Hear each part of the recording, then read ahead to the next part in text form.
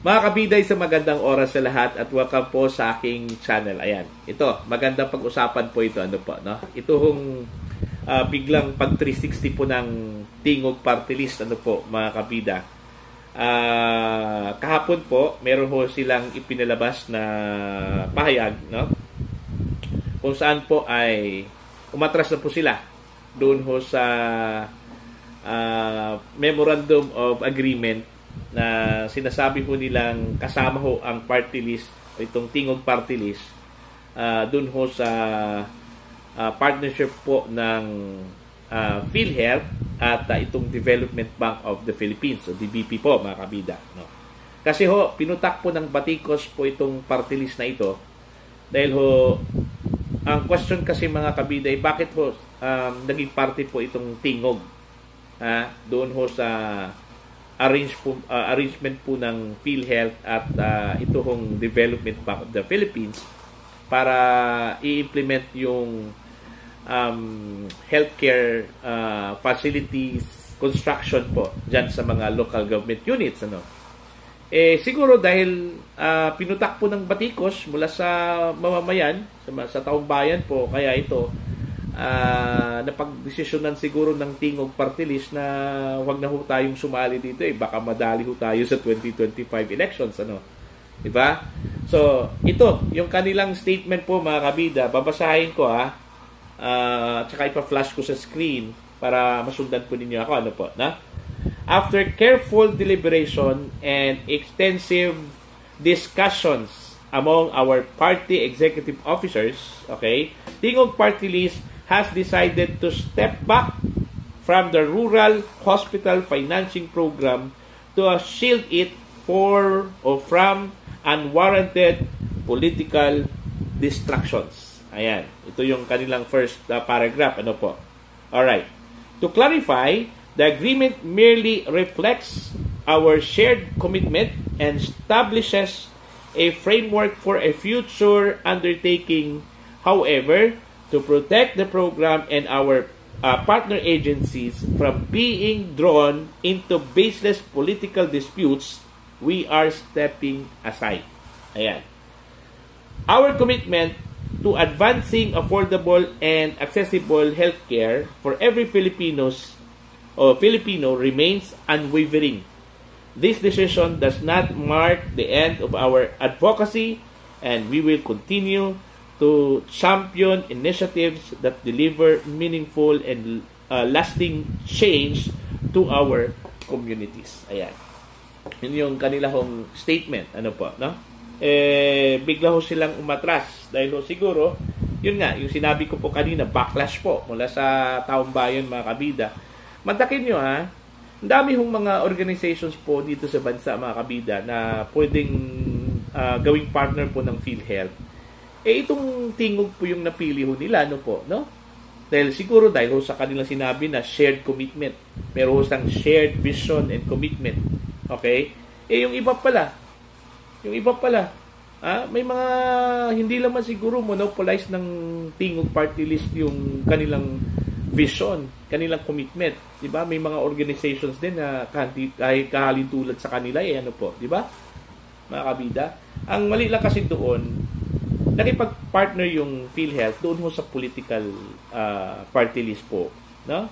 Kaya everything na gagawin ho ng Tingog may halong politika, perceived na may halong politika yon, ano po, no? Dahil party list no?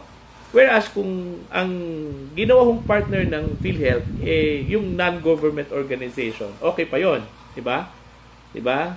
Tsaka pangalawa din, unfair din para doon ho sa ibang mga party list groups, mga kabida Kasi it's undue advantage po ito para ho sa Tingog Ito hong ginawa ho ng PhilHealth na tinap po itong Tingog para ho maging partner ho nila, no? By the way, sa naalala ko lang po, no, yung function pala, yung role pala ng ng Tingog Party List is sila yung makipag-coordinate doon ho sa LGUs, no? Sa local government units. Alright?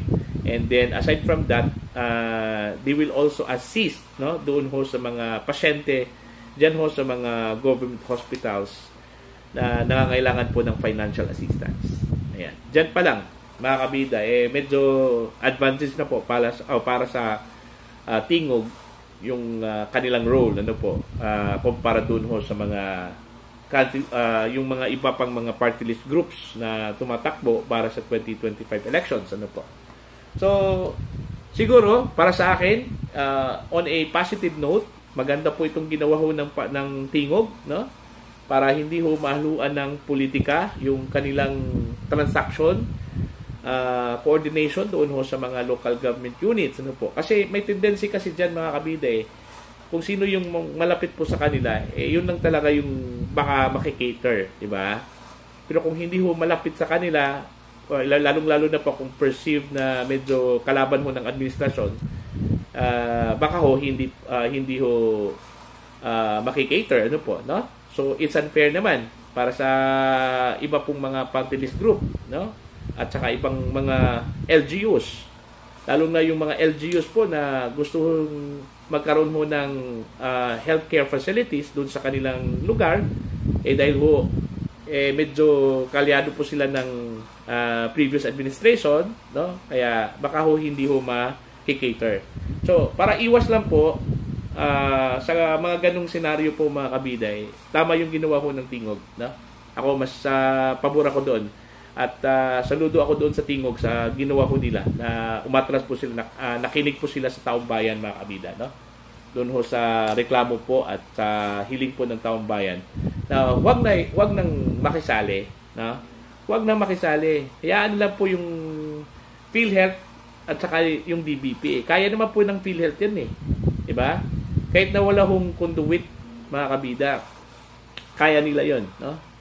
Silang dalawa ng DBP, no? Kaya nila yon.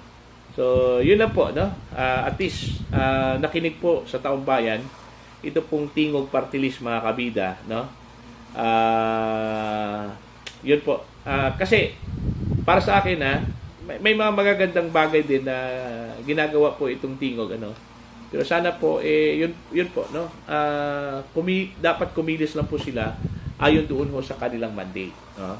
Hindi ho makisali pa sila doon ho sa aktibidad po ng gobyerno, kasi gobyerno yun, no? Activity po ng gobyerno yung PhilHealth, di ba? Mga kabida. So, yun na po. Anong sa tingin po ninyo, mga kabida, no? Tama ba yung ginawa ho ng tingog party list, no? Na umatras at nag-step back doon ho sa kanilang partnership with the Philippine Health Insurance Corporation at itong Development Bank of the Philippines? You can comment down. At sa mga hindi pa po subscriber sa aking channel, mga kabida, please do subscribe. Just click the subscribe button. Click also the notification bell para updated po kayo sa aking mga uploads. Maraming salamat po sa inyong lahat at God bless po, mga kabida.